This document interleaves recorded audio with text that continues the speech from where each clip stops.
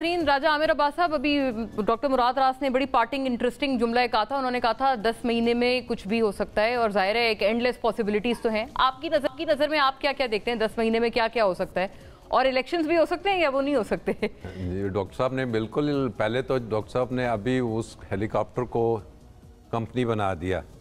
पहले वो एक जहाज भी था तरीन साहब का, हाँ, बहुत तो मायानाज, पता नहीं उस वक्त कंपनी थी या नहीं थी, बहरहाल अब वो कह रहे हैं कंपनी का था।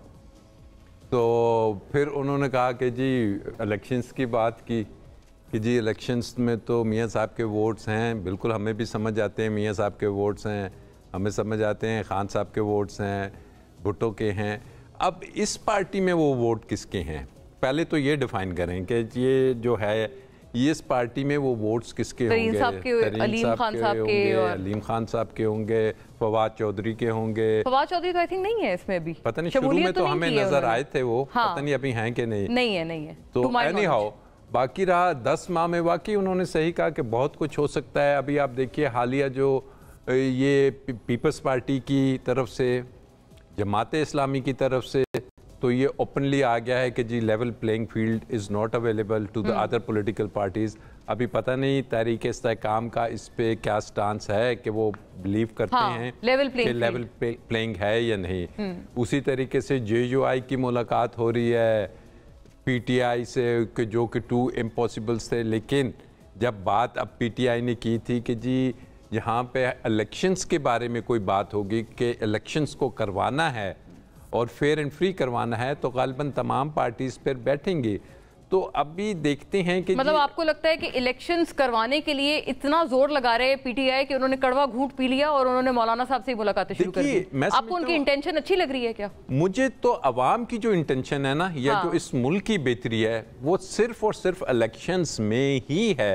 जब तक इलेक्शंस नहीं होंगे आप इस पॉलिटिकल ट्रिब्यूलेंस से, अनस्टेबिलिटी से नहीं राजा साहब, आपसे भी जाहिर है ऐसी बातों की हमें फीलर्स आए हैं। और दूसरा, सदर मुमलिकत तो अक्सर कहते रहते हैं, कल भी उन्होंने अपने इंटरव्यू में कहा है, ये कुछ लोगों को, मैं इसमें आपको शामिल करके कह रही हूँ, आपको क्यों यकीन नहीं है कि इलेक्शंस होंगे या जनवरी में? देखिए, सदर मुमलिकत ने तो यकीन दिलाना था। मैं तो शुरू से इस बात पे कह रहा हूँ कि सदर मुमलिकत का ये काम था कि वो जैसे ही असेंबलीज डिसॉल्व हुई थी, हाँ, वो आइन को पढ़ लेते। माशाल्लाह डॉक्टर हैं, पढ़े लिखे हैं, कि जी आइन का आर्टिकल 48 सब क्लॉज 5 क्या कहता है।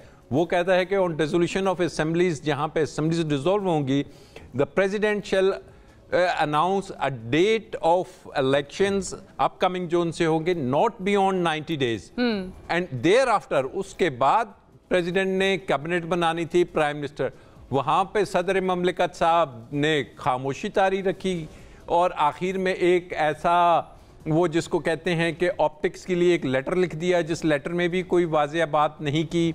और फिर सदर ममलिकत साहब, आज भी मैं वो पढ़ रहा था उनकी स्टेटमेंट जिसकी तरफ आपका इशारा है कि जी वो मैंने साइन नहीं किए वो आर्मी एक्ट पे, और वो तो हाँ, वो पुराना बयान था उनका। भाई, कल आपने साइन नहीं किए, आपने अगर वापस भेजना था तो साइन करके भिजवा देते नोट के साथ। तो सदर ममलिकत के हद तक आज वो कह रहे हैं कि जी रेफरेंस जो उनसे है वो वज़ीर आज़म साहब ने भेजा था। भाई, वज़ीर आज़म से ही आपके पास चीज़ मूव हो के आती है, but the law and the constitution says कि आपने अपना माइंड अप्लाई करना था उस रेफरेंस पे। बिल्कुल आपने वो रेफरेंस भेजा सदर ममलिकत ने। फिर तो PMLN को गलत शिकायत हुई। अज़मा साहिबा, आप लोग तो कहते हैं कि सदर ममलिकत ऐसे ही बेकार में उन फटों में पड़ते हैं जो कि उनका काम नहीं है, और वो चुपचाप सदर बन के रहें और पॉलिटिकल ना बने। जबकि आप सुन रहे हैं राजा साहब तो कानूनी अपनी राय पेश कर रहे हैं कि वो तो उनको फौरी तौर पे असेंबलीज जैसे डिसॉल्व हो गई थी, इलेक्शंस का ऐलान कर देना चाहिए था। और इलेक्शन से ये जो एक इंप्रेशन है, कौन भाग रहा है? पीपल्स पार्टी वाले लोग भी कह रहे हैं कि ये नवाज शरीफ साहब की वापसी के लिए सब रुके हुए थे, अब तो वो वापस आ गए। देखिए, पहले पीपल्स पार्टी की बात कर लेते हैं। पीपल्स पार्टी जो है वो पहले प्रेसिडेंट जो उनके हैं जरदारी साहब, उनसे तो पूछ लें कि वो क्या कहते हैं।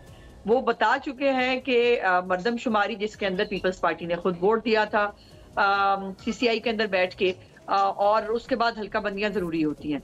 सो इसलिए ये तो पहले वहां पे तय कर लें कि कौन सा बयान जो है वो स्टेटमेंट है। अब आगे आ जाते हैं जो सवाल आपका है। देखिए, मेरी गुजारिश ये है कि सदर अलवी साहब जो है ना, वो कभी कभी वो बिल्कुल ऐसे होते हैं कि उनकी याददाश्त खो गई है।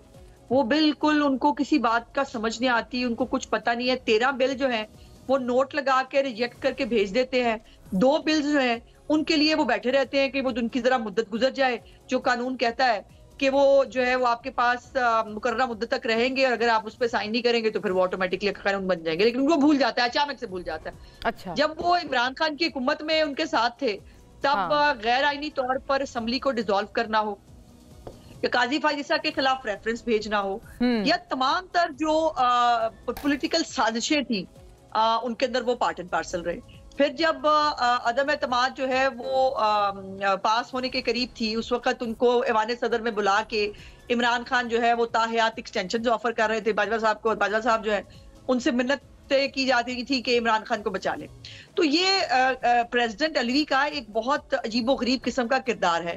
फिर जब हुकूमत एक आ गई उनके उस एक्ट को by the way supreme court के जो है वो सुप्रीम कोर्ट ने अपने फैसले में गैर आईनी डिक्लेयर किया और सदर अलवी को इसका मुर्तकिब भी ठहराया। जी, असेंबली डिसॉल्व करने को। मैं समझती हूं कि उसकी अलग बात है कि मैं समझती हूँ कि मेरी हुकूमत जो है उसने एक रिस्ट्रेन का मुजाहरा किया कि उन्होंने इनके खिलाफ आर्टिकल 6 का अव्वल तो मुकदमा हो सकता था। अच्छा। आइन को तोड़ना, पर वो नहीं हो सका। अब ये सदर अलवी साहब जो है जब उनसे आपने हलफ जब लेना हो तब वो बीमार पड़ जाते हैं, वो उनको बीमार हो जाते हैं। जब उनके अपनी कन्वीनियंस के मुताबिक वो जो है वो याददाश्त खो जाती है, अपनी कन्वीनियंस के मुताबिक वो बीमार हो जाते हैं और अपनी कन्वीनियंस के मुताबिक वो जो है वो इमरान खान के टाइगर। बट मैं अज़मा साहिबा एक दिलचस्प बात ये है कि रिस्ट्रेंट का मुजाहरा आपकी पिछली हुकूमत ने सिर्फ इस मामले पे नहीं बहुत सारे और मामलात पे भी दिखाया। आपने हार्डली किसी के साथ कोई एहतसाब का मामला आगे बढ़ाया जिसके आप पहले नाम लेते रहे हैं, बल्कि अब मियां साहब की वापसी पे भी हम सुन रहे हैं कि बिल्कुल अब कोई इंतकाम की बात नहीं करनी और ये आपकी सियासी स्ट्रेटजी का एक समझे इसमें एक तरीका है। ना वो जो फैज साहब की बात थी, साकिब निसार साहब की बात थी, तब भी कुछ नहीं हुआ और अब भी कुछ नहीं होना, ये ऐसी कोई एश्योरेंस दी है मियां साहब ने? देखो मोना, एक तो बात यह है कि एहतसाब करना हुकूमतों का काम नहीं होता। वो अलग बात है कि वज़ीर-ए-आज़म हाउस के अंदर सेल बना हुआ था शहजाद अकबर की मौजूदगी में, जो लिस्टें बनाते थे और वहां पर फाइलें तैयार होती थी और कभी किसी पे आर्टिकल 6 लगा दो, कभी राना सनाउल्लाह पे सजाए मौत का मुकदमा बना दो, ये सब वहां हो रहा था।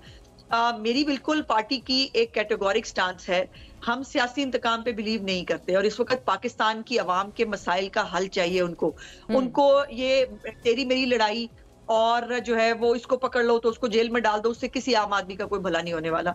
इस वक्त जो क्राइसिस में है पाकिस्तान, जो माशी क्राइसिस है, जो आम आदमी के मसाइल हैं, फिर तो आप मुराद साहब की बात को ही एक तरह से एक सेकंड करेंगे, वो भी यही कह रहे हैं कि आगे की बात करें, आप भी आगे की बात करें। पाकिस्तान मिलकर जो है पाकिस्तान को इन मसाइल से निकालना होगा।